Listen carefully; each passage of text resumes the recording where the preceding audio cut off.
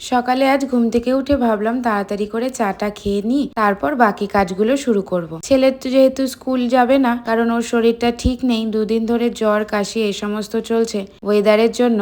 ও মা, তারপর দেখি এসি ইনস্টলেশনের জন্য লোকও চলে এসছে, কারণ ওরা তো এসে খুবই তাড়াতাড়ি করা শুরু করে দেবে, আর আমার চাটাও খাওয়া হবে না ঠিক মতো। আর এদিকে ছেলে ঘুম থেকে উঠে পড়েছে, ও নাকি গার্গেল করবে। তা গার্গেল এদিকে করছিল, আমি আবার এদিকে এসি কোথায় কেমন করে লাগাবে সেটা ঠিকঠাক মতন ওদেরকে বলে দিলাম। আবার এদিকে কাঁচ কাটারও ছেলে চলে এসেছে, ছেলেগুলো কাঁচ কেটে সেগুলোকে সেট করে দিচ্ছিল।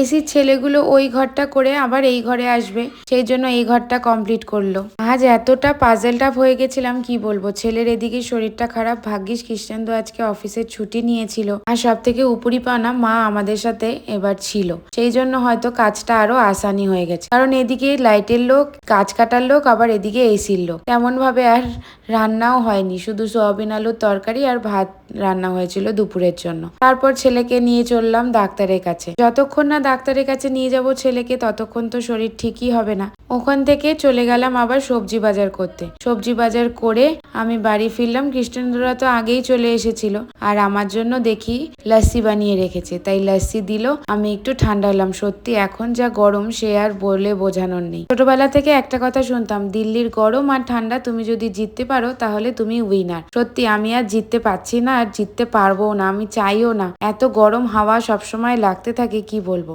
আমরা আগের বছর খুব কষ্ট করেছি গরমে, এবার আর কষ্ট নয়। তাহলে এসির হাওয়া খেতে খেতে আজকের ভিডিওটা এখানেই শেষ করছি। টাটা।